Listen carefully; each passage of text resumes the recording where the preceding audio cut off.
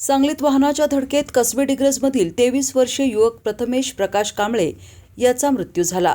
या प्रकरणी प्रणव भाऊसो भिसे व 29 राहणार वसंत लवटेघर परिसर कसबे डिग्रज यांनी सांगली शहर पोलिसात फिर्याद दिली असून पोलिसांनी अज्ञात वाहन चालकाविरोधात गुन्हा दाखल केला आहे।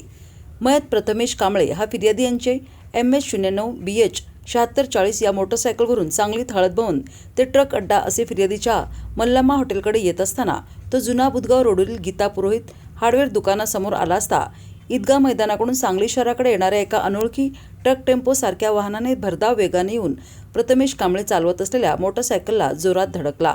या अपघातात प्रथमेश कांबळे याच्या डोकीस गंभीर दुखापत होऊन त्याचा मृत्यू झाला। अपघातानंतर धडक देणारा वाहन चालक अपघातस्थळी न थांबता जखमी यास कोणत्याही औषधोपचाराची मदत न करता त्यास मरणास आणि मोटरसायकलच्या नुकसानीस कारणीभूत झाला आहे। हा अपघात मंगळवारी दुपारी 1:15 वाजता घडला। या प्रकरणी धडक देणाऱ्या वाहन चालकावर सांगली शहर पोलीस ठाण्यात गुन्हा दाखल झाला आहे, तर पोलीस पुढील तपास करीत आहेत।